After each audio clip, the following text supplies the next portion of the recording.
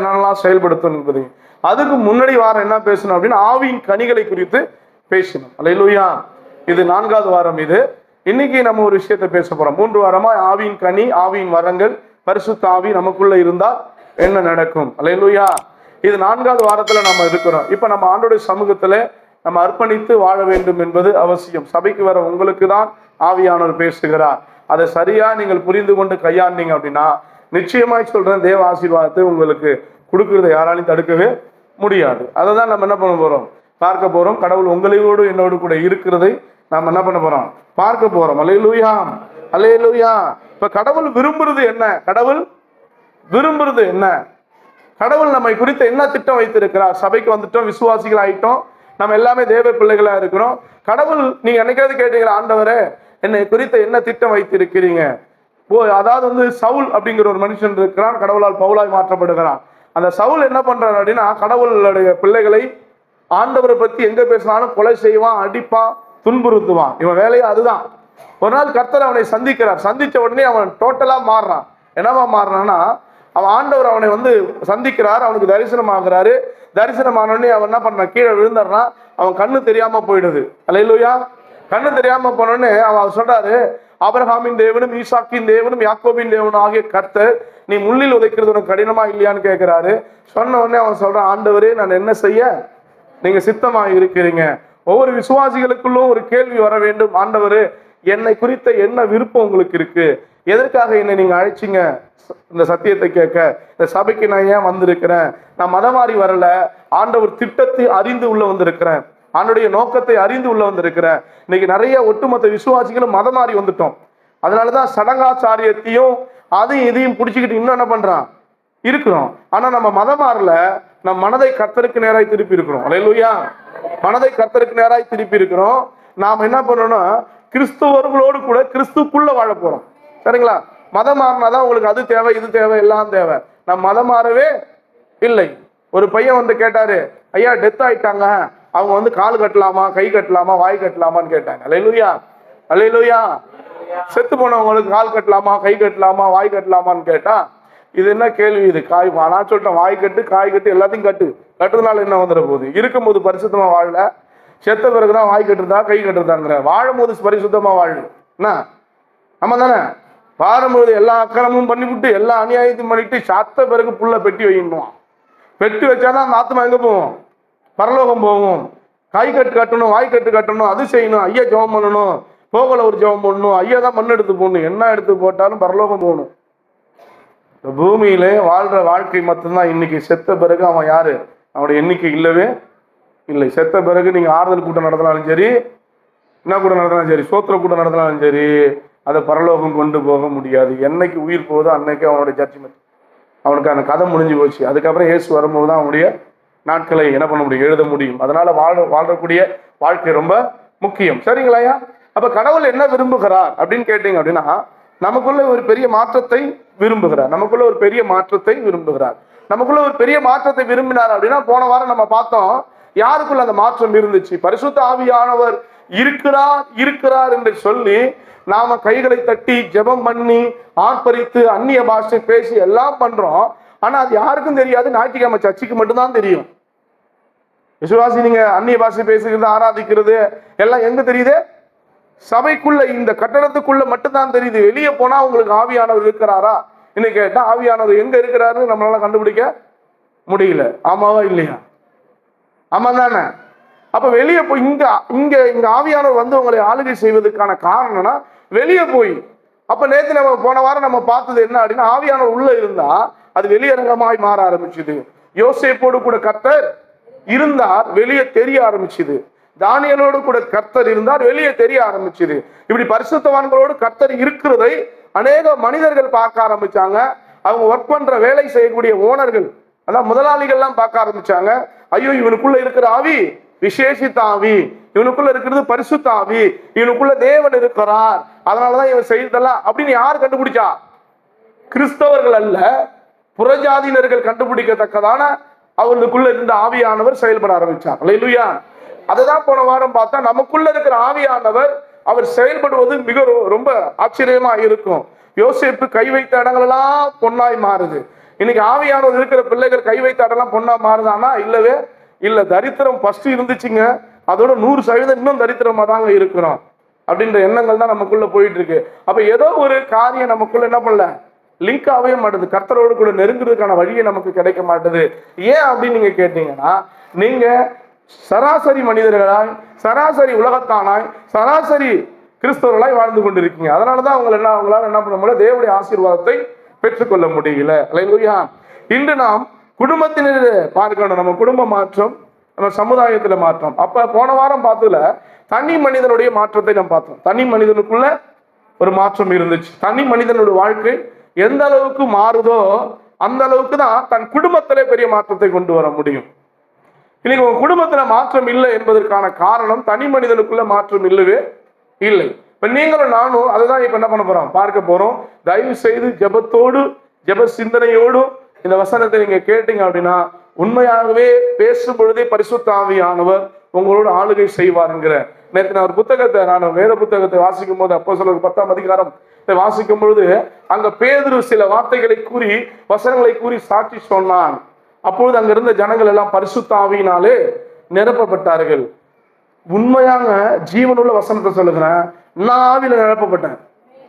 சேர்ல உட்கார்ந்துருக்கும், உடம்பெல்லாம் சிலுக்குது, ஒரு மாதிரியாவது ஆண்டவரேன்ற மாதிரிலாம் போகுது. அப்ப அந்த வசனத்துக்கு எவ்வளவு வேல்யூ இருக்கு பாருங்க. அந்த வசனம் எவ்வளவு பரிசுத்தமானது பாருங்க. அப்ப நல்ல வசனங்கள் எங்களுக்கு போதிக்கப்படுகிறது. அந்த வசனம் உங்களுக்குள்ள கிரியை செய்யலுங்கிறது எனக்கு ரொம்ப கஷ்டமான ஒன்றா இருக்கு. அதனால நான் எங்க கேட்டேன் அப்படின்னா, நஞ்சமாவது வாழ்க்கையில போயிட்டு சர்ச்சி மக்கள்கிட்ட கேட்டேன். குடும்ப ஜெபத்துக்கு போயிட்டேன். அங்க போன ரெஃப்ரைட், அதாவது ரொம்ப வெட்டு ஒன்று துண்டு ரெண்டு தான் பேசினாங்க. பேசப்பட்ட வார்த்தைகள் என்ன பேசணும் அப்படின்னா, நீங்க எல்லாம் சர்ச்சுக்கு வரீங்க, சபையில இருக்கீங்க, நல்லா ஆராதிக்கிறீங்க, நல்லா ஜெபம் பண்றீங்க, நல்ல எல்லாமே பண்றீங்க. ஆனா சர்ச்சை முடிஞ்சு நீங்க வீட்டுக்கு போன பிறகு உங்க வாழ்க்கையை நீங்க கொஞ்சமாவது சிந்திச்சு பார்த்திருக்கீங்களா அப்படின்னா 100% உங்க வாழ்க்கையில என்ன இல்லை, எந்த மாற்றமும் இல்லை. உங்களுடைய சிந்தனைகள்ல மாற்றம் இல்லை, உங்களுடைய எண்ணங்கள்ல மாற்றம் இல்லை, உங்களோட பேச்சில மாற்றம் இல்லை, உங்களுடைய செய்கையில மாற்றம் இல்லை, எந்த ஒரு மாற்றமும் இல்லை. அதுக்கப்புறம் அடுத்த வாரம் எங்க வரீங்க, உங்க கோபம் மாறிச்சா? இல்ல. உங்களுடைய தாழ்வு மனப்பான்மை மாறிச்சா?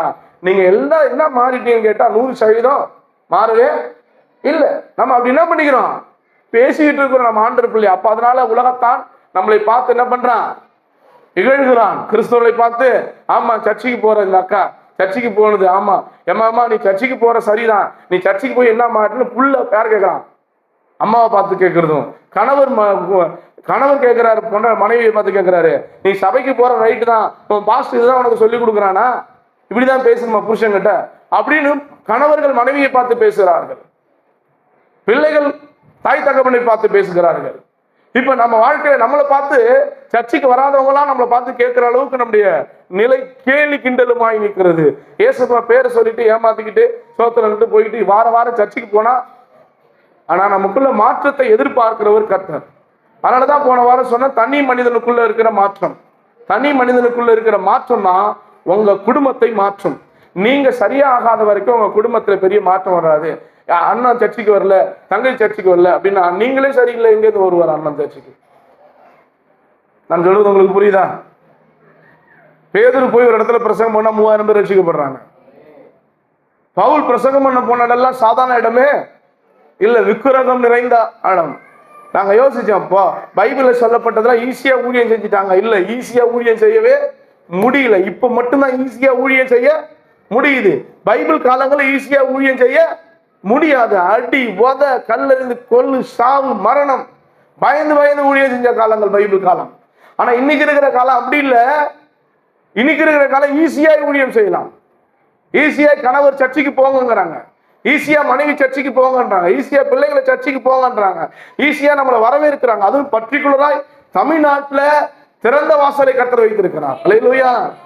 உங்க ஊர்ல திறந்த வாசலை வைத்திருக்கிறார். உங்க ஊர்ல ஊழியம் பண்ண வந்தா யாரும் என்ன பண்றதில்ல, அடிக்கிறதுல திட்டுறது இல்ல. ஏன்னா கர்த்தர் இப்போ வச்சிருக்கிற வாசல் திறந்த வாசல்.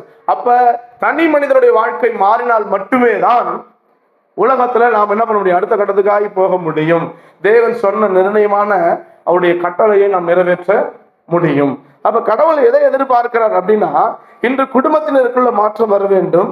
ஆண்டவர் விரும்புவது குடும்பம் ஆசீர்வாதமாய் வாழ்வதுதான். ஆண்டவர் விரும்புவது குடும்ப ஆசீர்வாதமாய் வாழ்வது. இத்தனை காலமாய் சர்ச்சைக்கு வந்து இத்தனை காலமாய் கடவுளை ஆராதித்து உங்க குடும்ப ஆசீர்வாதமா இருக்கா?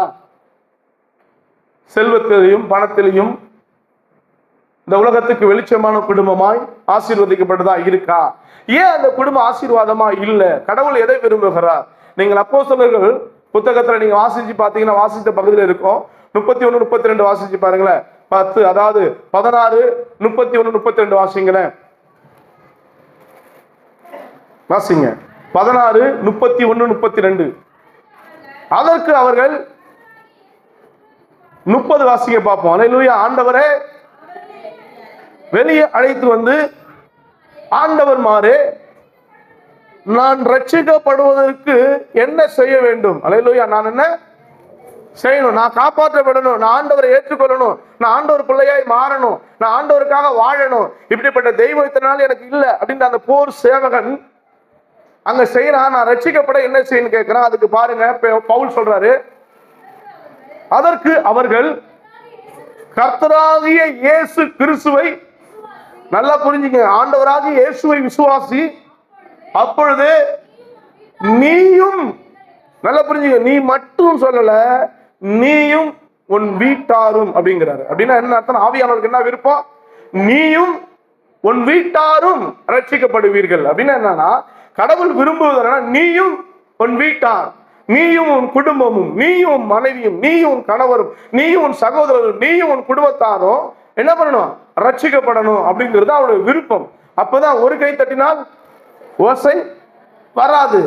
ஒரு ஆளு சர்ச்சைக்கும், ஒரு ஆளு காவடி எடுக்கவும், ஒரு ஆளு ஜபமும், ஒரு ஆளு குடிகாரனும், இப்படி மாற்று தினமா உங்க வீட்டுல ஒவ்வொரு ஆளுக்கும் ஒவ்வொரு ஆளா இருந்தா ரட்சிக்கப்படுவீர்களா? நம்ம எல்லாரும் என்ன சொல்ல, சிஎஸ்ஐ சர்ச்சி, டிஎல்சி சர்ச்சி, ஆசி சர்ச்சி இதெல்லாம் பார்த்து என்ன பண்ணுவோம் அப்படின்னா, அந்த சபையில ஆவி இல்லைங்க, அந்த சபையில அனல் இல்லைன்னு சொல்லலாம். அவங்க எல்லாம் குடும்பமா சபைக்கு போவாங்க. அல்லேலூயா. அவங்க ஒட்டுமொத்த தாத்தா பேர் கிறிஸ்டோபரா இருக்கும், அம்மா பேர் சத்தியவதியா இருக்கும். ஆமா, அல்லேலூயா. எல்லாமே கிறிஸ்தவங்களா இருப்பாங்க. அங்க யாரும் என்ன பண்ண மாட்டாங்க? இந்துக்களா இருக்க மாட்டாங்க. எது செஞ்சாலும் கிறிஸ்தவ வழிபாட்டுக்குள்ள செய்வாங்க. பிரச்சனை வராது. தாய் மாமன் சொல்லிட்டாயா, நான் இந்து முறைப்படிதான் செஞ்சு அவனும் செய்ய மாட்டான். எங்க அப்பா வந்து செத்தாதாயா நான் என்ன பண்ண முடியும், நாடசம் நடக்க முடியும்னு சொல்ல முடியாது. ஏன்னா அப்பா கிறிஸ்டின், புள்ள கிறிஸ்டின், குடும்பமே கிறிஸ்டின். அல்லேலூயா. இப்படி ஒரு வாழ்க்கை அவங்க வாழ்றாங்க. நாம என்ன பண்றோம்? நாம ஒரே ஆளு தான் 25 வருஷமா சர்ச்சைக்கு வந்துட்டு இருக்கிறோம். சோத்திரம். அல்லேலூயா. சொல்லுங்க சோத்திரம். சொல்லுங்க சோத்திரம். கவனிங்க சோத்திரம். எல்லாரும் சொல்லுங்க, பக்கத்துல சோத்திரம் சொல்லுமான்னு சொல்லுங்க. சோத்திரம். அல்லேலூயா. 10 வருஷமா நான் ஒரே ஆளா வருவது எனக்கு எவ்வளவு பெருமை தெரியுமா? அதெல்லாம் உங்களுக்கு பெருமையா இருக்கு. 10 வருஷமா நான் ஒரே ஆளா வருகிறேன், 7 வருஷமா ஒரே ஆளா வருகிறேன், 50 வருஷமா ஒரே ஆளா வருகிறேன். ஒரே ஆளை வர்றது கொண்ட கடவுள் உங்களை என்னையும் கடவுள் அழைக்கல. ஒரு கூட்டத்தை தேவனுக்காக ஆயத்தப்படுத்த வேண்டும் என்று சொல்லி கடவுள் நினைக்கிறார். அப்படின்னு பார்க்க போனா இன்னைக்கு பிரச்சனை எங்க வருதுன்னா, நீங்க மட்டும்தான் சர்ச்சைக்கு வரீங்க.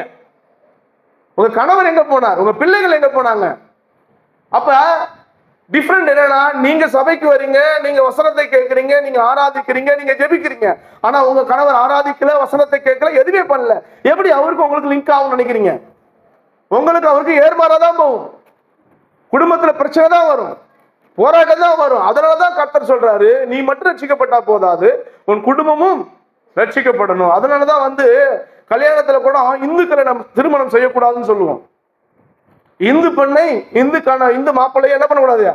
கல்யாணம் பண்ணவே கூடாது. ஏன் பண்ணக்கூடாதுன்னா, அவன் வழிபாடு வேறையா இருக்கும், நம்ம வழிபாடு வேறையா இருக்கும். அதனாலதான் கிறிஸ்தவ பெண்ணை போய்ப்பாரு. அதனாலதான் வந்து ஆண்டவர் சொல்லுவார், நீ போய் எங்க போ? அல்லேலூயா. லாபான் வீட்டுக்கு போ. ஏன்னா அந்த அந்த இனம், அந்த ரத்த பிளட் சர்க்கிள்ல இருக்கு கிறிஸ்துவின் வல்லமை. அல்லேலூயா. அல்லேலூயா. கவனிங்க. அதனால ஆண்டவர் எதை விரும்புகிறார்? இன்று கர்த்தராகிய இயேசுவை விசுவாசி, அப்பொழுது உன் வீட்டார் ரட்சிக்கப்படணுங்கிற எண்ணமே நமக்கு என்ன இல்லை, வரல. அப்ப வீட்டார் ரட்சிக்கப்படுறதுன்னா பெரிய ஆசீர்வாதம் உங்களுக்கு வரவே வராது. தயவு செய்து சொல்றேன், நீங்க நினைக்கிற மாதிரி வரவே வராது. ஐயா என் வீட்டுக்கார் வரவே மாட்டுறாருயா, என் பிள்ளைகள் வரவே மாட்டுறாங்கன்னா, வர வைக்கிறது தான் உங்களோட வேலை. அவங்களை எப்படி கிறிஸ்துக்குள்ள வர வைக்கலாம்ங்கிற ஞானத்தையும் கிருபையும் வல்லமையும் கடவுள் இடத்துல நீங்கள் கேட்கணும்ல. நீங்க கேட்டா வர வச்சிடலாம். நீங்க கேட்கணும். நீங்க வசனத்தை இந்த காதுல வாங்கி இந்த காதுல விட்டுட்டு வீட்டுக்கு போயிட்டு என்ன பண்றீங்க? கணவரோட சண்டை, மனைவியோடு சண்டை, பிள்ளைகளோடு சண்டை. நம்ம எல்லாரும் சாத்தான் ஆயிடுறாங்க இந்த உலகத்துல. நம்ம சபை ஓரளவுக்கு பரவாயில்லை, மற்ற சபையெல்லாம் போனா சாத்தான் சாத்தான் தான் இருக்கும். சைத்தான் சைத்தான் பைக்கே சைத்தான் சைத்தான் சொல்லி என்ன பண்றாங்க, எல்லாம் ஒதுக்கி வச்சுக்கிறாங்க. எப்ப பார்த்தாலும் என் பொண்டாட்டி சைத்தான் சைத்தான்னு சொல்லிட்டு இருக்காங்க. கணவன் சொல்றாரு, எப்ப பார்த்தாலும் என் மனைவி என்ன பண்றான், சைத்தான் வருது வருதுங்கிறாரு. தான் புருஷனை பார்த்து சைத்தான் வருது, பொண்டாட்டியை பார்த்து சைத்தான் வருது. சைத்தான் உள்ள பூந்துருச்சியா, அதான் இப்படி பேசுது. மனைவி தானே, சைத்தானை ஓட்ட வேண்டியதானே, நீ சாத்தானை ஓட்டுறது தானே கர்த்தர் புதிய பலனையும் புதிய ஆரோக்கியத்தையும் கொடுத்துருக்காரு. கணவர் தானே சாத்தானை ஓட்ட. என் நாமத்தின் மேல் விசுவாசம் உள்ளவர்கள் எத்தனை பேரும் அத்தனை பேர்களும் தேவனுடைய பிள்ளைகள் ஆளுங்கும்படி அதிகாரம் கொடுத்திருக்கிறாரு. அப்ப ஒரு பிள்ளைக்கு இருக்கிற அதிகாரம் உங்களுக்கு இருக்காதா? இருக்குமா இருக்காதா? எப்ப பார்த்தாலும் சாத்தானை கூட்டினே இருக்கீங்க. சாத்தான் சாத்தான் சாத்தான் சாத்தான்ட்டு. முதல்ல நம்ம தான் பெரிய சாத்தான். அல்லேலூயா. கர்த்தர் சொல்றாரு, சாத்தான் பாக்குறேன், நானா சாத்தான், நானா சாத்தான். பக்கத்துல தூங்குறவங்க அடிச்சு சொல்லுங்க, சாத்தானே சாத்தானே, தூங்காத சாத்தானே சொல்லுங்க. நானா சாத்தான். பிசா சொல்றான், நானா சாத்தான். என் ஆண்டவர், அவனுக்கு ஆண்டவர் தான். என் ஆண்டவர் என்ன பண்ண, அன்னைக்கு அடிச்சு தூக்கி எட்ட போட்டாரு. அவர் சொல்லிட்டாரு, என் புள்ள என்ன காட்டிலும் பெரிய காரியம் செய்வான், அவங்க கிட்ட போதன்ட்டாரு. இப்ப நான் கிட்டவே போறது இல்ல. என் வேலை அவ்வளவு திங்கிறது, பொட்டுகளை திங்கிறது போயிட்டான். ஆனா ஆண்டவர் பிள்ளையத்தோட அவனால முடியாது. ஏன்னா ஆண்டுடைய வல்லமை அவனுக்குள்ள இருக்கு. அவன் ரத்தத்தால் கழுவப்பட்டு இருக்கிறான். அவனை எதிர்த்து நிற்பதற்கு தேவன் பலன் கொடுத்திருக்கிறாரு. எப்ப பார்த்தாலும் சாத்தான் சாத்தான்ட்டீங்கன்னா அவன் சொல்லுவான், நான் சாத்தான் இல்ல, பெரிய சாத்தான் நீ தான். நான் சாத்தான் செய்யற தப்பெல்லாம் செஞ்சு விட்டு சாத்தான் கெடுத்துட்டான், சாத்தான் வந்தான்னு சொல்றதெல்லாம் நம்ம என்ன பண்ணக்கூடாது, செய்யவே கூடாது. இதை ஒரு கூட்டம் சொல்லிக்கிட்டு தான் இருக்கு. வாழைப்பழம் அந்த படைச்ச பொருள் ஒருத்தவன் கொடுத்தா சாத்தான் வீட்டுல கொடுத்தான்றான். அவன் பக்கத்து வீட்டுல உட்கார மாட்டான். அது இல்லாம செண்டு போட்டா சாத்தான் வருதுன்றான். பூ வச்சு போனா சாத்தான் வருதுங்கிறான். பொட்டு வச்சா அது காளியாத்தான் வந்துருக்குங்கிறான். இப்படி சாத்தான் சாத்தான் சாத்தான் சாத்தான் சாத்தான்னு சொல்லிட்டு சும்மா கிடக்கிறவனு என்ன பண்றீங்க, சொரிஞ்சு விட்டு. சும்மா கிடக்கிறவன சொரிஞ்சு விட்டு. அல்லேலூயா. இன்னைக்கு சாத்தான் வேலையெல்லாம் முறியடிக்க தேவ வல்லமை நமக்குள்ள இருக்குதுங்க. அதான் பரிசுத்த ஆவியின் வல்லமை. அப்ப பரிசுத்த ஆவியின் வல்லமையை மேற்கொள்ள, பரிசுத்த ஆவி நமக்குள்ள இருக்குள்ள பிசாசின் வல்லமையை மேற்கொள்ள நமக்கு அதிகாரத்தை கர்த்தர் கொடுத்திருக்கிறார். அப்ப உங்களுக்கு கொடுத்திருக்கிறாரு, உங்க குடும்பத்துக்கு அதை கொடுக்கணும்னு ஆண்டவர் விரும்புகிறார். அல்லேலூயா. அதனாலதான் அவர் சொல்லுவாரு, எழுதுவார், யோசுவா எழுதுவாரு, நானும் என் வீட்டார் என்றால் கர்த்தரையே சேவிப்போம். நானும் என் வீட்டார் என்றால் கர்த்தரையே சேவிப்போம். இன்னைக்கு நான் ஒரு விஷயத்தை கேட்கிறேன், சர்ச்சைக்கு வர கணவன் மனைவியாவது நீங்க சரியா ஒன்று கூடி ஜெபிக்கிறீங்களா? ஒரு மனம் இருக்கா? சபைக்கு வரீங்களா கணவன் மனைவி, அவங்க ஒன்று கூடி ஜெபிக்கிறீங்களா? அவங்க டெய்லி கை கோதி ஜெபம் பண்றீங்களா? டெய்லி வசனத்தை வீட்டுல போய் போதிக்கிறீங்களா? டெய்லி வசனத்தை கேட்கறீங்க. கணவன் மனைவியா வந்திருக்கீங்கன்னா நீங்க வீட்டுக்கு போய் உட்காரன், இன்னைக்கு ஆண்டவர் பேசினார, எப்படி பேசினார் பத்தியா, நம்ம மாற வேண்டியது கொஞ்சம் இருக்கு, நாம மாற வேண்டியது கொஞ்சம் இருக்கு. சொல்லுங்க பாப்போம். கணவன், நாம மாற வேண்டியது கொஞ்சம் இருக்கும். இப்படின்னு பேசுறா சண்டை வராது. நீ மாற வேண்டியது கொஞ்சம் இருக்கு அப்படின்னு சொல்லக்கூடாது. நீ மாற வேண்டியது, இவர் ரொம்ப மாறிட்டாரு, நீ மாற வேண்டியது கொஞ்சம் இருக்கு. இப்ப நம்ம எப்படி பேசணும், நான் மாற வேண்டியது, நம்ம குடும்பம் மாற வேண்டியது இருக்கு, அதை மாத்திக்கிட்டா இன்னும் கொஞ்சம் நல்லா போகலான்னு ஆவியான ஒரு பிரசங்கம் பண்ணியிருக்கிறார். நீங்க என்னைக்காவது வீட்டுல போய் உட்காந்து பேசிருக்கீங்களா? நாமெல்லாம் பேருக்கு கிறிஸ்தவர்கள். என்னைக்காவது வீட்டுல உட்காந்து சத்திய வசனத்தை போய் போதிச்சு கேட்டு வசனத்தை படி வாழ்ந்திருக்கீங்களா? ஆனா நமக்கு வர மூர்க்கம், கோபம், நமக்கு வர எரிச்சல், நமக்கு வர மூக்கு கோணம், வாய் கோணல், சத்தம் போட்டா வாயில பேசுறது, ஐயோ யோ யோ யோ யோ அப்படிங்கிறதெல்லாம் நமக்குள்ள இருக்கு. நம்ம குடும்பம் ரட்சிக்கப்படுமானா 100% ரட்சிக்கப்படவே படாது. ஆனா கடவுள் என்ன விரும்புகிறார்னா குடும்பம் ரட்சிக்கப்பட வேண்டும் என்று சொல்லி விரும்புகிறார். அல்லேலூயா. குடும்பம் ரட்சிக்கப்படணும் அப்படின்றத கடவுள் ரொம்ப அருமையா அவர் விரும்புகிறார். அந்த 16ஆம் அதிகாரத்துல நீங்க வாசிச்சு பாருங்க, அந்த 3 சம்பவம் நடந்துச்சு. அதை சொல்லிட்டு நம்ம வசனத்துக்குள்ள போறோம். அந்த 16ஆம் அதிகாரம் 31, 32 வாசிச்சுல வாசிங்க. 32 வாசிங்க பார்ப்போம். அவனுக்கும், நல்லா புரிஞ்சுக்கொள்ளுங்க, அவனுக்கும் அவன் வீட்டில் இருந்த யாவருக்கும், அல்லேலூயா சொல்லுங்க, கர்த்தருடைய வசனத்தை போதித்தார்கள். அல்லேலூயா. அவனுக்கு மட்டும் போதிக்கல, அவனுக்கும் அவன் வீட்டாருக்கும் வசனம் போதிக்கப்பட்டது. இப்ப சபையில இருக்கிற உங்களுக்கு மட்டும் தான் வசனம் போதிக்கப்படுது, உங்க வீட்டாருக்கு போதிக்கப்படல. அப்ப உங்க வீட்டார் கைவிடப்பட்டிருக்கிறாங்க. உங்க வீட்டார் இன்னைக்கு வேற எங்கேயும் இருக்கிறாங்க. உங்க வீட்டார் நரகத்துக்கு போயிட்டு இருக்கிறாங்க. அப்ப வசனம் போதிக்கப்படணும். முதல்ல என்ன போதிக்கப்பட்டுச்சு உங்களுக்கு? வசனம். அதுக்குதான் சபைக்கு வாங்க, சபைக்கு வாங்க, சபைக்கு வாங்க. கணவர் எட்டுவாங்க, பிள்ளைகள் எட்டுவாங்க. எதுக்கு சொல்லணும்னா வசனம் போதிக்கப்படுது. அடுத்து வாசிங்க. மேலும் ராத்திரியில் அந்நேரத்திலே, அந்த ராத்திரியில் நடக்கிற சம்பவம் அந்நேரத்தில் தானே. ஆக வசனம் போதிக்க நேரம் காலம் எதுவுமே இல்லைங்க. சமயம் வாய்த்தாலும் வாய்க்காவிட்டாலும் திருவசனத்தை ஜாக்கிரதையாய் கண்டனம் பண்ணி கடிந்து கொண்டு புத்தி சொல்லுங்கிறாரு பேதுரு. பவுல் எழுதுறாரு. அல்லேலூயா. தீமோத்தேயுக்கு எழுதுறாரு. சமயம் வாய்த்தாலும், நைட்டு பகல்லாம் இல்லை, எப்போ வேணாலும் கிடைச்ச டைம் கிடைச்சா அன்னைக்கு வசனத்தை போதித்தார்கள். வசனத்தை கேட்டாங்க, வசனத்தை போதித்தாங்க. அன்னைக்கு ராத்திரியே அவர்களை அழைத்து கொண்டு போய் அவர்களுடைய காயங்களை கழுவினான். அவனும் அனைவரும் உடனே ஞானஸ்தானம் பெற்றார்கள். உடனே என்ன பண்ணாங்க? அந்த நைட்டே நடக்கிற மனம் திரும்புதல். உங்க குடும்பத்தில் இப்படிப்பட்ட ஒரு மாற்றம் இருக்கா? ஞானஸ்தானம் பெற அளவுக்கு இருக்குதா? உங்க அப்பா அம்மா தம்பி அண்ணன் தம்பி எல்லாமே ஞானஸ்தானம் எடுத்துட்டாங்களா? அன்னைக்கு நைட்டே என்ன பண்ணிட்டாங்க? ஞானஸ்தானம் பெற்றாங்க. அடுத்து வாசிங்க. நல்லா புரிஞ்சுங்க. ஞானஸ்தானம் பெற்றார்கள். பின்பு அவன் அவர்களை தன் வீட்டிற்கு கொண்டு போய் அவர்களுக்கு சாப்பாடு கொடுத்தான். தன் வீட்டார் அனைவரோடும் கூட என்ன ஆனாங்க? குடும்பம் அத்தனை பேர் என்னவாயிட்டாங்க? இன்னைக்கு மனைவிக்கு விசுவாசம் இருக்கு, புருஷனுக்கு விசுவாசம் இல்லை. புருஷனுக்கு விசுவாசம் இருக்கு, மனைவிக்கு விசுவாசம் இல்லை. பிள்ளைங்களுக்கு விசுவாசம் இருக்கு, அப்பா அம்மாவுக்கு விசுவாசம் இல்லை. அப்ப விசுவாசமே இல்லை. இதெல்லாம் நடக்குமா? இதெல்லாம் பண்ணுமா? ஆனா அங்க அப்படி இல்லை. வீட்டார் அனைவரோடு கூட என்ன இருந்துச்சு? விசுவாசித்து மனமகிழ்ச்சியா இருந்தார்கள். அல்லேலூயா சொல்லுங்க. என்னவா இருந்தாங்க? இப்ப மனமகிழ்ச்சி எங்க வரும்? வசனத்தை கேட்டு ஞானஸ்தானம் பெற்று பரிசுத்த ஆவியை பெற்றாதான் மனமகிழ்ச்சியே வரும். ஒரு நாள்ல நடக்கிற மாற்றங்க இது. ஒரே நாள்ல உங்க குடும்பமாய் மனமகிழ்ச்சியா இருக்கு. எத்தனை குடும்பம் மனமகிழ்ச்சியா இருக்கீங்க இன்னைக்கு? உங்க கையை தூக்கி சொல்லுங்க. உங்க குடும்பத்துக்குள்ள நீங்க மனமகிழ்ச்சியா இருக்கீங்களா? சந்தோஷமா இருக்கீங்களா? சமாதானமா இருக்கீங்களா?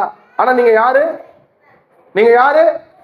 ஏசப்பா பிள்ளைகள். நீங்க உங்களுக்கு பேர் என்ன? பரிசுத்தவான்கள், சபையில் ஆராதிக்கிற தெய்வ பிள்ளைகள். எத்தனை குடும்பம் மனமகிழ்ச்சியா இருக்கு? யோசிச்சு பாருங்க. ஏன் மனமகிழ்ச்சியா இல்லை உங்க குடும்பம்? உங்க குடும்பம் மனமகிழ்ச்சியா இல்லாத போனதுக்கு காரணம் என்ன? பிசாசா? பிசாசு இல்ல. நீங்க வசனத்தை சரியாய் போதிக்கப்படல. உங்களுக்கு வசனத்தை நீங்க கேட்கவே இல்லை. இன்னும் கர்த்தர் சொல்றாரு, கோபம் கொண்டாலும் பாவம் செய்யாதங்கிறாரு. நீ கோபம் கொண்டு பாவம் செஞ்சினா வசனத்தை கேட்கலன்னு அர்த்தம். வசனம் சொல்லுது பிறரை மன்னிக்க சொல்றாரு. நீ மன்னிக்கிற குணம் என்ன இல்ல நமக்குள்ள இல்ல. வசனம் சொல்லுது பிறரை நேசிக்க சொல்லுது. வசனம் சொல்லுது ஏழைக்கு உதவ சொல்லுது. வசனம் சொல்லுது சத்துருக்களை சிநேகிக்க சொல்லுது. வசனம் சொல்லுது. வசனத்தின்படி நம்ம வாழ்றோமா? எந்த குடும்பம் எப்படி இருக்கோ அதெல்லாம் அடுத்த கட்டங்க. என் குடும்பம் எப்படி வசனத்தின்படி வாழுதா? வசனத்துக்கு கீழ்ப்படிதான் என் குடும்பம். எங்களால அப்படிலாம் வாழ முடியாதுங்க. அப்பப்போ கோபம் வருந்தாங்க. உங்களை மாதிரிலாம் எங்களால் இருக்க முடியாதுங்க. அவர் கடவுளுங்க. அதனால நான் எப்படிங்க கடவுள் மாதிரி இருக்க முடியும்? இந்த சால் ஜாப்லாம் கடவுள்கிட்ட சொல்ல முடியாது. நீ என்னைக்கு இயேசுவின் ரத்தத்தால் கழுவப்பட்டியோ, என்னைக்கு இயேசு கிறிஸ்து வித்து உனக்குள்ள வந்துச்சே, நீ அவருடைய பிள்ளை. அப்பா எவ்வளியோ அப்படிதான் புள்ள இருக்கணும். சின்ன சின்ன தவறுகள் செய்யலாம ஒஞ்சி அந்த பிளட் சர்க்குலேஷன் மாற, அந்த பிளட்டோடைய ரத்த வாயில் ரத்த வழியா வரக்கூடிய ஒண்ணும் மாறவே மாறாது. நீ மாறவே மாட்டோம். எப்படி குடும்பத்துல மாற்றம் வரும்னு நினைக்கிறீங்க? அப்ப அந்த குடும்பம் வசனத்தை கேட்டாங்க. இன்னைக்கு குடும்பங்கள் வசனத்தை கேட்பது இல்லையே. வசனத்தின் மேல விசுவாசம் வரணுங்க. வசனத்தின் மேல நம்பிக்கை வரணுங்க. வசனத்தை என்ன பண்ணும்? போதிக்கணுங்க. ஒவ்வொரு நாளும் என்ன பண்ணும்? உங்க வீடுகளில் வசனம் போதிக்கப்பட்டுட்டே இருக்கணும். நீங்களா ஒரு வசனத்தை போதிக்கிறீங்க, ஏதோ பண்றீங்க, ரைட். எப்படியாவது வசனம் உங்க வீட்டுல என்ன பண்ணும்? டெய்லி போதிக்கணும். உங்க வீட்டுல ஒரு சண்டை வருதுங்க, ஒரு பிரச்சனை வருதுங்க, உங்க மனைவிக்கும் உங்களுக்கும், உங்க பிள்ளைகளுக்கும் உங்களுக்கும், நீங்க எதை வச்சு ஜட்ஜ்மெண்ட் பண்ணீங்க? எதை வச்சு ஜட்ஜ்மெண்ட் பண்ணிட்டு இருக்கீங்க? உலக காரியத்தை வச்சு, உலக மக்களை வச்சு, உலகத்தான வச்சுதான் நீங்க என்ன பண்றீங்க? தீர்ப்படைவீங்க, பஞ்சாயத்து வைக்கிறீங்க. ஆனா வசனம் என்ன சொல்லுகிறது? வசனத்தின்படி நீங்களும் நானும் வாழ்ந்தா நம்ம வாழ்க்கையில மகிழ்ச்சியும் இன்பமும் சமாதானம் சந்தோஷமும் பெருகுங்கிறார். அந்த மகிழ்ச்சிக்காக தான், சமாதானத்துக்காக தான், செழிப்புக்காக தான் எங்க வரீங்க? சபைக்கு வரீங்க. நீங்க சபைக்கு வந்தும், சபைக்குள்ள வந்தும் உங்க வியாதி மாறல, சபைக்குள்ள வந்து உங்களுடைய காரியங்கள் மாறல, சபைக்குள்ள வந்து உங்களுடைய எல்லா விதமான உபத்திரவம் மாறல, சபைக்கு வந்தும் இன்னும் என்ன பண்றீங்க? ஒரு மாற்றம் அடையல, மகிழ்ச்சியை காண முடியலையே, இன்னமும் நான் கஷ்டப்பட்டுட்டே இருக்கிறேன்னா அது காரணம் யாருங்க? இயேசுநாதரா? இயேசுநாதர் இல்லவே இல்லை. இன்னைக்கு நான் பல வருஷமா நான் பார்த்தவர்கள் உண்டு, 10 வருஷத்துக்கு மேல 16 வருஷம் ஆகுது இந்த சபை ஆரம்பிச்சு. 16 வருஷமா பாக்குற மக்கள் உண்டு. 16 வருஷமாவும் உங்ககிட்ட எந்த சேஞ்சஸ் என்ன பண்ணல, வரல என்பதற்கு காரணம் என்னன்னா, நீங்க வசனத்தின்படி வாழல. 2வது, குடும்பத்தார ஞானஸ்நானம் எடுக்க வைக்கல. 3வது, உங்களுக்கு மகிழ்ச்சி இல்லாமல் போனது. அல்லேலூயா.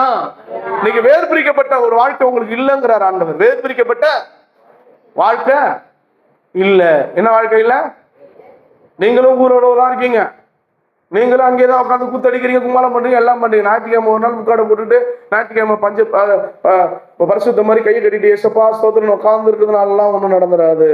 வேறு பிரிக்கப்படணும். ஒரு பக்தன் பாடுறான், தாயான வயிற்றில் உருவாகும் முன்னே என்னை தமக்காக தெரிந்து கொண்டு பிரித்தெடுத்தி. பாருங்க பாப்போம். தாயான வயிற்றில் உருவாகும் முன்னே என்னை தமக்காக தெரிந்து கொண்டு பிரித்தெடுத்தி, ஒரு தகப்பனை போல் என்னை சுமந்து வந்தீ, தினம் தழுவிடுவே சிறு பிள்ளையை போல், ஒரு தகப்பனை போல் என்னை சுமந்து வந்தீ, தினம் தழுவிடுவே சிறு பிள்ளையை போல், மானோடு அழைத்தவரை ஒரு மனதோடு சேர்ந்தவரை குறித்திடுவேன் சொல்ல, மானோடு அழைத்தவரை ஆடிடுவேன், ஒரு மனதோடு குறித்தவரை குறித்திடுவேன். நடந்து வந்த காதல் எல்லாம் சுமந்து வந்த சொல்வேன். நடந்து வந்த காதல் எல்லாம் சுமந்து வந்த சொல்வேன். கடந்த கால பாவங்கள் எல்லாம், கடந்த கால பாவங்கள் எல்லாம் ஒரு சுமந்து தீர்த்தரே சரே, ஒரு சுமந்து தீர்த்தரே சரே. நடந்து வந்த பாதை எல்லாம் சுமந்து வந்த சரே சொல்வே, சுமந்து வந்த சரே சொல்வே. வழி மாறி ஓடி ஒரு ஓடத்திலே கொஞ்சம் கிளை மாற சாய்ந்தே அடித்தளத்திலே, வழி மாறி ஓடி ஒரு ஓடத்திலே கொஞ்சம் கிளை மாற சாய்ந்தே அடித்தளத்திலே, பல கரம் கொடுத்து என்னை எடுத்து மீன்மை தீனோ தனியர் கொடுத்து, பல கரம் கொடுத்து என்னை எடுத்து மீன்மை தீனோ தனியர் கொடுத்து, அடியார் பார்த்தவரை பாடுகிறேன், பரிவிலராமல் வைத்தவரை திருத்திடுவேன். ஆமா, அடியார் காத்தவரை பாடுகிறேன், பரிவிலராமல் வைத்தவரை திருத்திடுவேன். நான் நடந்து வந்த பாதை எல்லாம்,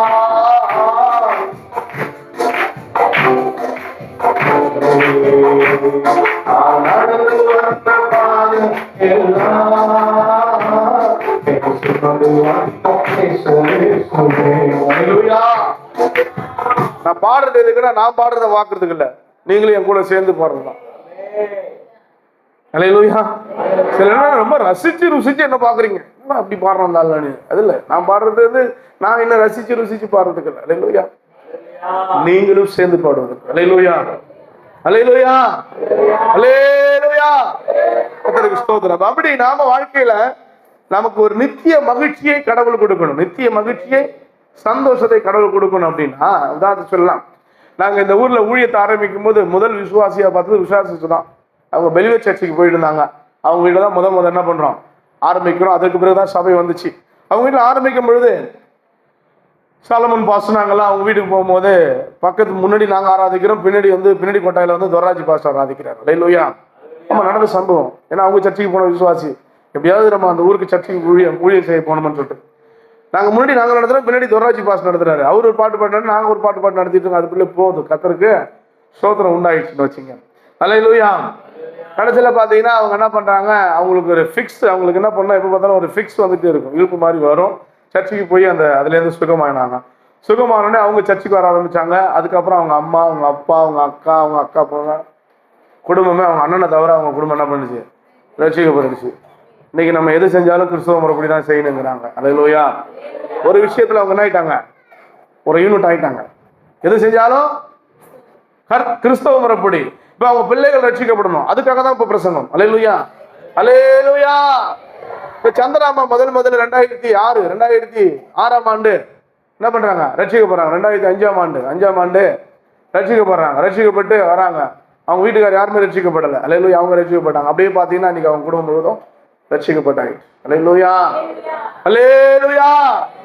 இனி எது செஞ்சாலும் அவங்க எது பிரகாரமா செய்யணும், கிறிஸ்தவ பிரகாரமாய் செய்யக்கூடிய சூழல் வரும். மேகலட்சுமி சர்ச்சுக்கு வந்துச்சு. சர்ச்சுக்கு வந்தோடனே அவங்க அப்பா அம்மா ரட்சிக்கப்பட்டு ஞானஸ்நானம் பெற்றுட்டாங்க. அவன் தம்பி ஒருத்தன் இருக்கிறான்.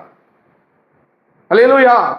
செல்வராஜ் அவங்க குடும்பம், ராஜ் அவங்க குடும்பம், செல்வகுமார் அவங்க குடும்பம், சத்தியவர் குடும்பம், அல்லேலூயா, டேவிட் அவர் குடும்பம், நாகரணைய குடும்பம். இப்படி குடும்பமா நீங்க என்ன பண்ணிட்டீங்க, ரட்சிக்கப்பட்டுட்டீங்க. இப்ப உங்களை மீறி ஏதாவது நடக்குமா? நடக்கவே நடக்காது. ஏன்னு கேட்டீங்கன்னா உங்க குடும்பத்தை ரட்சிப்புக்குள்ள நடத்திட்டீங்க. இன்னும் யாரெல்லாம் குடும்பத்துல வரலையோ அவங்களாம் ரட்சிக்கணும். இன்னும் சொல்லலாம், மோகன்தாஸ் ஐயா அவங்க வந்தாரு, அவர் மனைவி என்ன பண்ணாங்க, சர்ச்சைக்கு வந்தாங்க. அதுக்கு பிறகு பார்த்தீங்கன்னா ஆயிடுச்சு, பொண்ணுங்களும் ரட்சிக்கப்பட்டாங்க, குடும்பமே ரட்சிக்கப்பட்டுச்சு.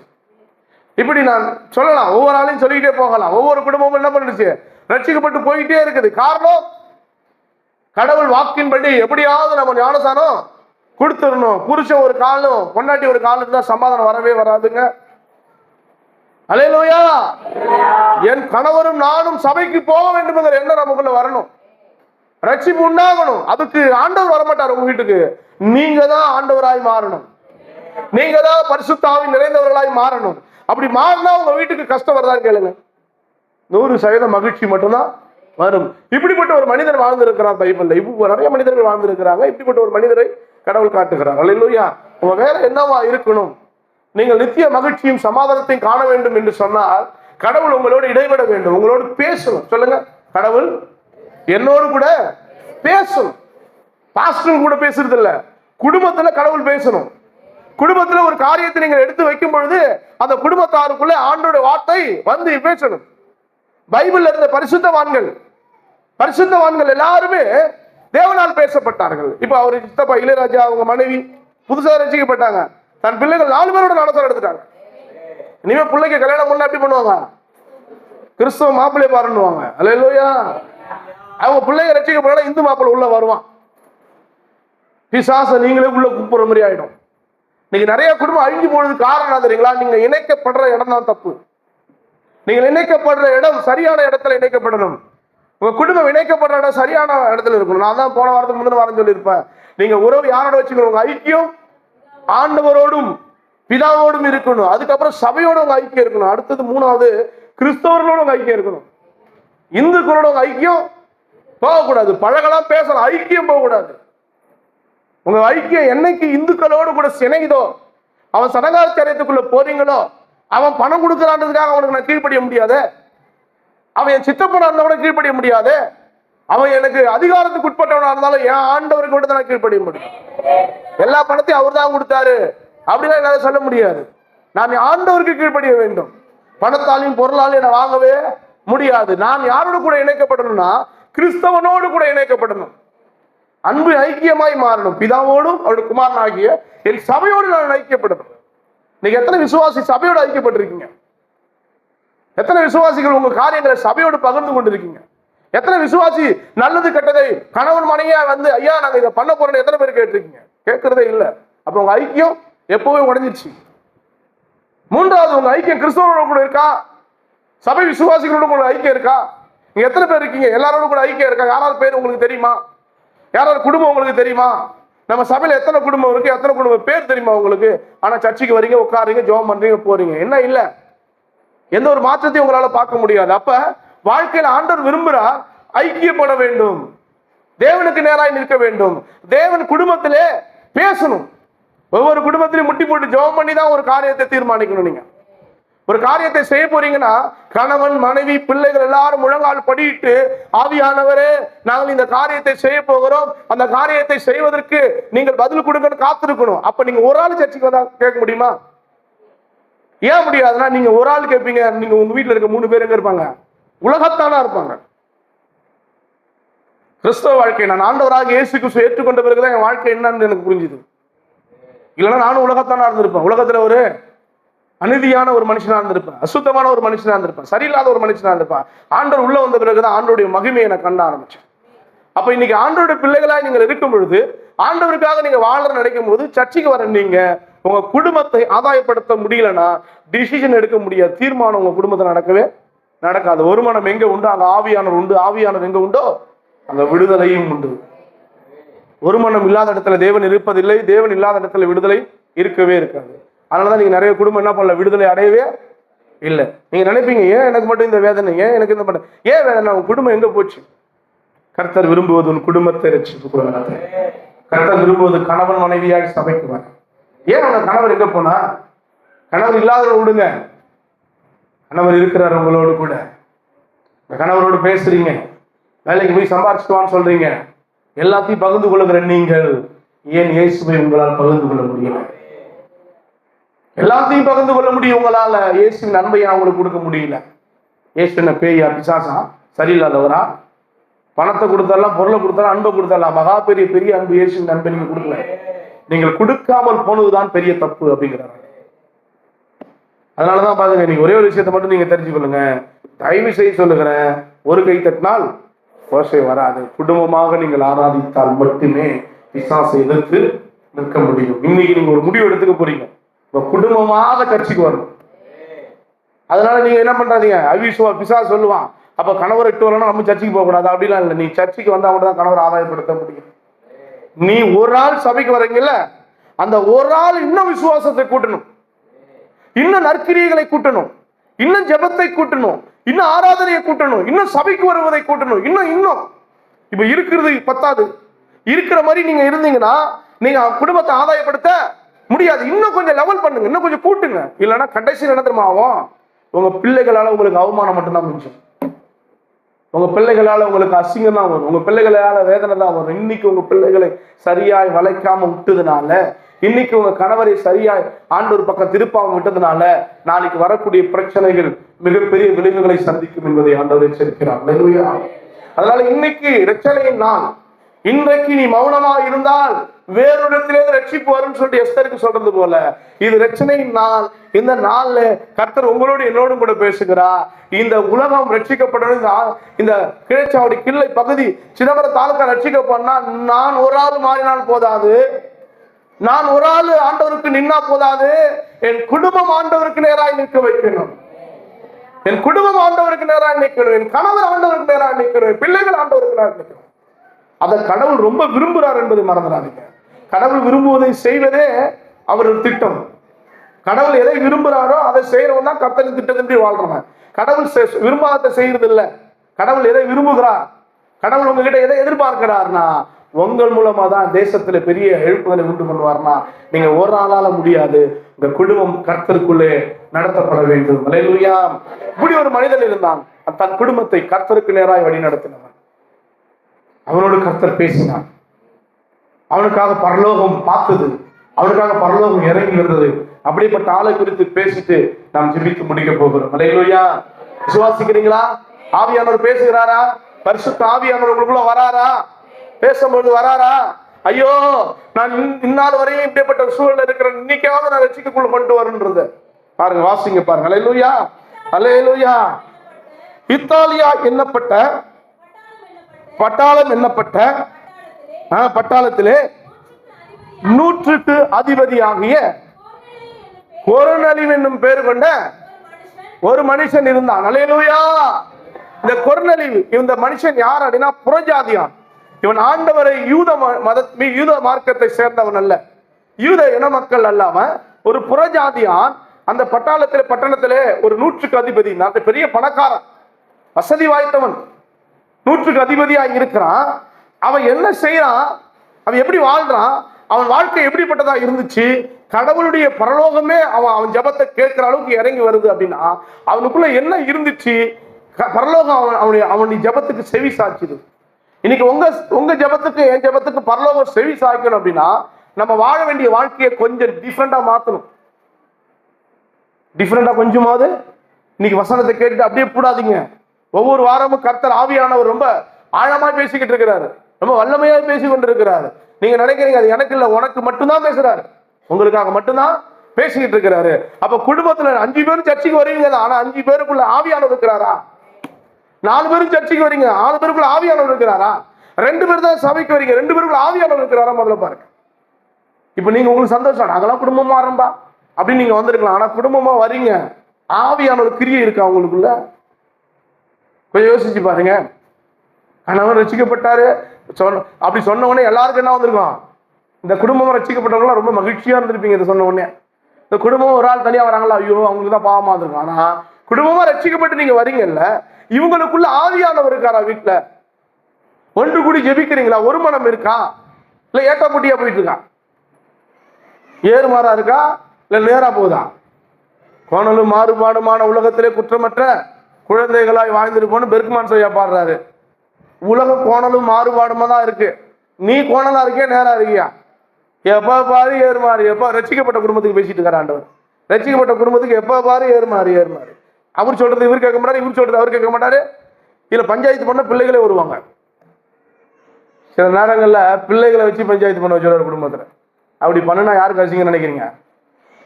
நமக்கு தான் அசிங்கம். அல்லேலூயா. சபையில் ஆவியானவர் பேசுகிறார், காதுள்ளவன் கேட்க கடவான்.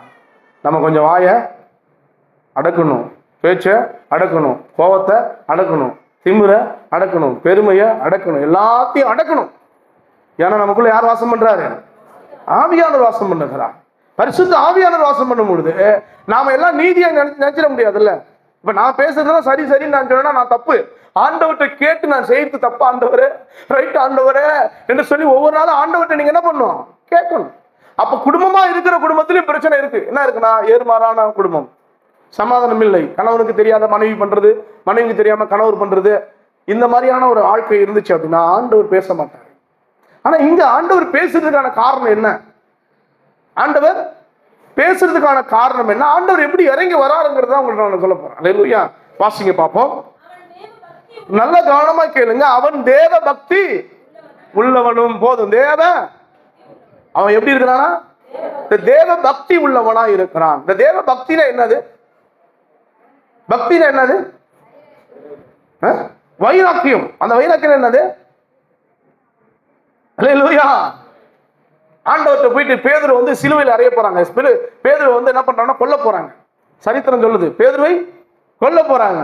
கொல்லும் போகும்போது அவங்க கேட்கிற ஒரு கேள்வி, ஆண்டவர் நீ மறுதலிங்கிறாங்க. ஆண்டவர் இல்லை என்று சொல்லி மறுதலி அப்படிங்கிறாங்க. அவர் பேதுரு சிரிச்சுக்கிட்டே சொல்றாரு, அல்லேலூயா, என்ன பண்ணுவீங்க, கொன்னாலும் பரவாயில்ல, என் ஆண்டவரை நான் மறுதலிக்க மாட்டேன். வைராக்கியம், பக்தி. சாத்ராக், மேஷாக், ஆபேத்நேகோ இந்த 3 பேருக்கு சொல்றாங்க, இந்த சிலையை நீங்க வணங்கினா அவங்க விட்டுறோம். நீங்க அந்த சிலையை வணங்காம போனீங்கன்னா எரிகிற அக்னி ஜுவாலையில தூக்கி போட்டுருவோம். அது 1 மடங்கா இருந்து 7 மடங்காய் அக்னியை மூடிட்டாங்க. அவனை சுமந்துட்டு போனவங்க கூட கட்டகரி ஆயிட்டாங்க. ஆனா சொல்றாங்க அவங்க, நாங்கள் ஆராதிக்கிற தெய்வம் எங்களை தப்புவிக்க வல்லவரா இருக்கிறார்.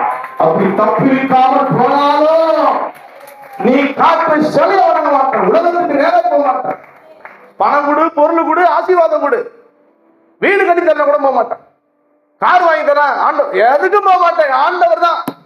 ஒண்ணு இல்லாம ஓட்டாண்டு என்ன இப்போ செத்தாலும் சாவும் மூஞ்சி. நீ காட்டுற எதுக்கும் நாங்க தலை வணங்கவே மாட்டோம். நான் ஓன் கட்டுப்பாட்டுக்குள்ள வாழ்றவன் இல்ல, இயேசுவின் கட்டுப்பாட்டுக்குள்ள வாழ்றவன்.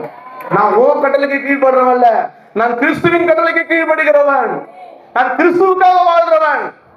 என்னை கொன்று போட்டாலும் அவர் பேரில் நம்பிக்கையாய் இருப்பேன் என்று சொல்ற வைராக்கியம். கர்மேல் பர்வதத்திலே கர்த்தருடைய அக்கினியை இறக்குறாங்க எலியா. 850 தீர்க்கதரிசிகள் மத்தியிலே 850 தீர்க்கதரிசிகள் இருக்கிறாங்க. 850 தீர்க்கதரிசி மத்தியில கர்த்தர் பாருங்க, ஒரே ஒரு எலியா. வசனம் சொல்லுது, வாசிச்சு பாருங்க. 1 ராஜாக்கள் 19ஆம் அதிகாரம், 1 ராஜாக்கள் 19ஆம் அதிகாரம் 10வது வசனம் வாசிக்க பார்ப்போம். அதற்கு அவன், சேனைகளின் தேவனாகிய கர்த்தருக்காக வெகு பக்தி வைராக்கியம் கொண்டவனாய் இருக்கிறான். அல்லேலூயா. சும்மானா இல்ல, கர்த்தர் மேல அவ்வளவு பக்தி. அதனாலதான் அவன் அக்னி இறக்குனாங்க. கர்த்தரால் இதை செய்ய முடியுங்கிற மிகப்பெரிய ஒரு நம்பிக்கை தான் பக்தி வைராக்கியம். எப்ப பார்த்தாலும் தொந்தரவு, கஷ்டம், வேதனை, துக்கம், பிரச்சனை.